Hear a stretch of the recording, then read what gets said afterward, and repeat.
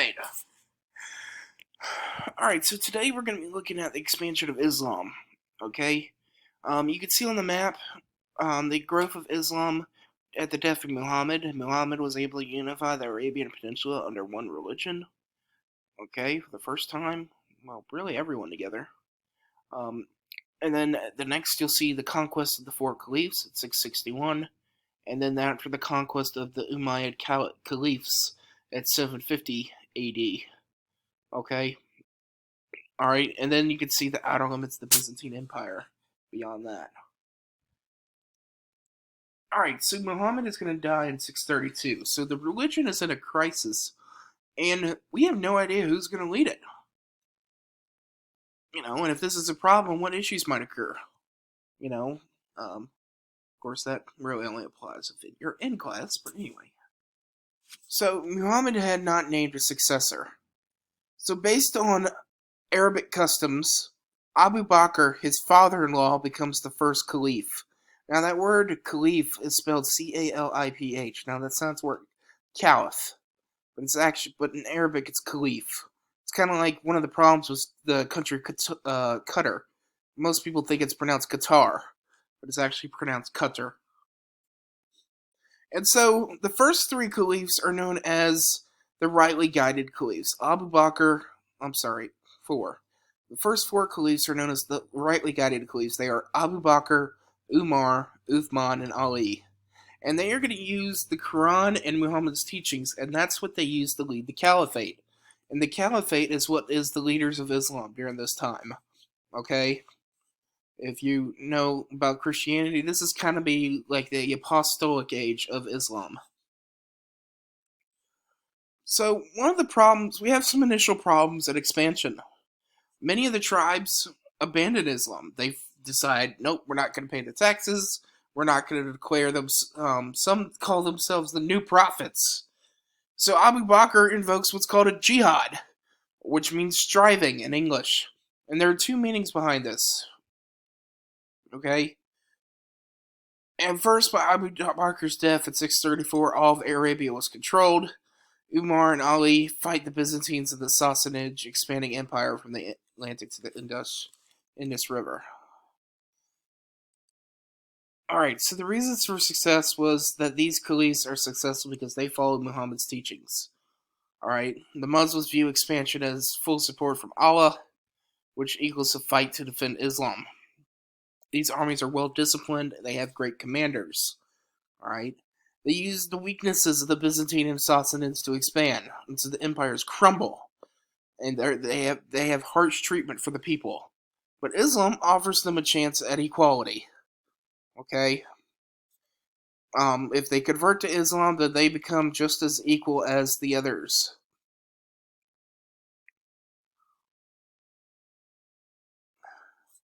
But the Quran forbidden forced conversion, and the conquered peoples were allowed to practice their own religion. Jews and Christians receive special considerations. Why? Remember, because they're the people of the book. Some restrictions. No spreading. You can't spread your religion, which is still true in many Islamic countries today. I had a friend who did mission work in Egypt, and he was not allowed to openly talk about Jesus. They were not allowed to baptize people. There are some restrictions. No spreading of religion, and you had to pay a special poll tax. They could be, however, officials, bureaucrats, and scholars. Even though they were not Muslims.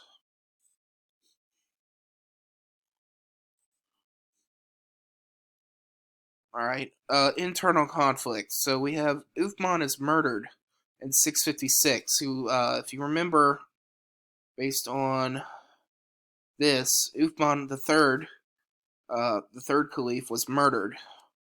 Okay?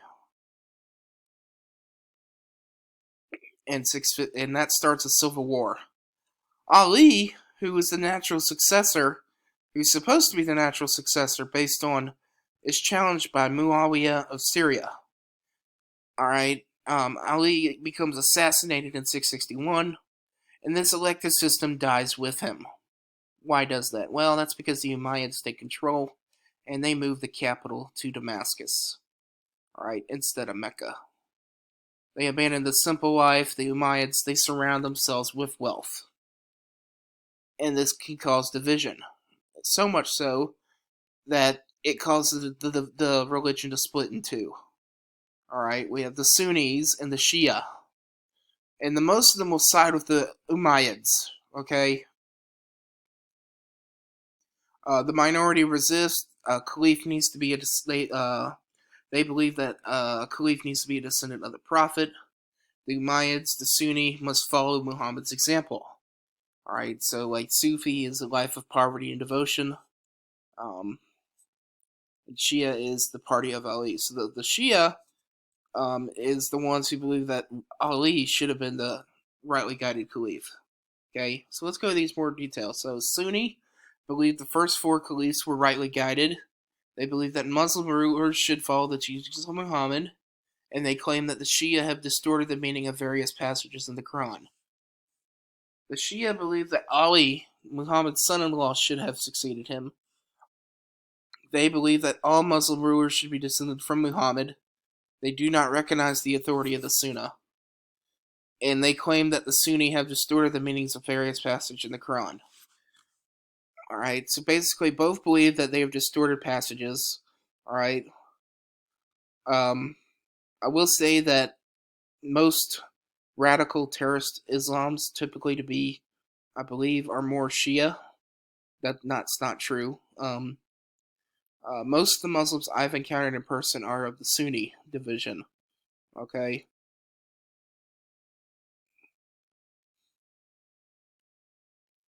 And ultimately, it's kind of like, we'll talk about the split of the church, which gets split and then split again and then split some more.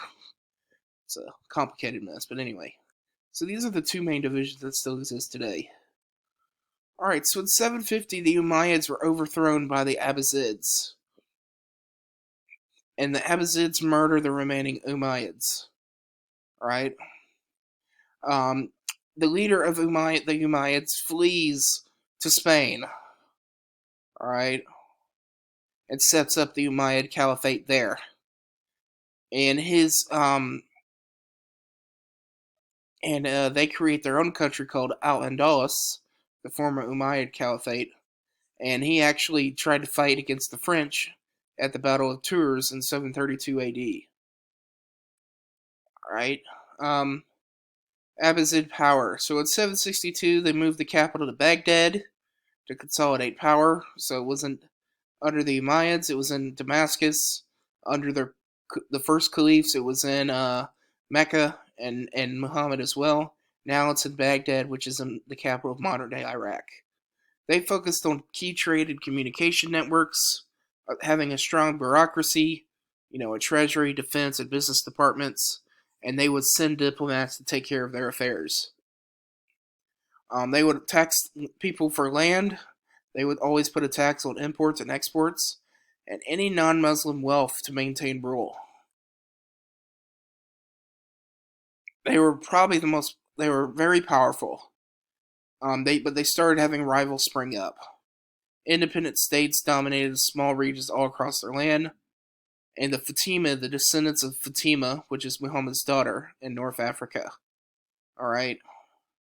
And they will become next in line. And it splits again. So at this point, now we have three different caliphates.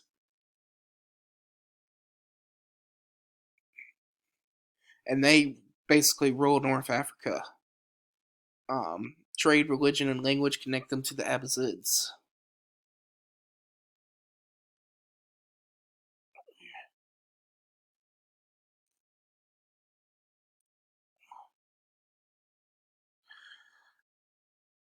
Alright, so trade networks. Sea trade, Red and Mediterranean seas. Trade with the rest of the world, okay? Then we also have the land trade, the Silk Road from China, the Middle East, Europe, and Africa. Alright, they have only one language and one currency today in this part of the world. And they actually create banks that set up with credit, which is called SOX, which actually has European origin. And they also have cities explode during this time. They become centers for the arts, sciences, and achievements. And Islam is going to enter a new golden age. Okay, so here's a map. You can see the Silk Road all the way from Byzantium to China, and it stops along the way. Here are more trade networks. All right, and that is where we will stop.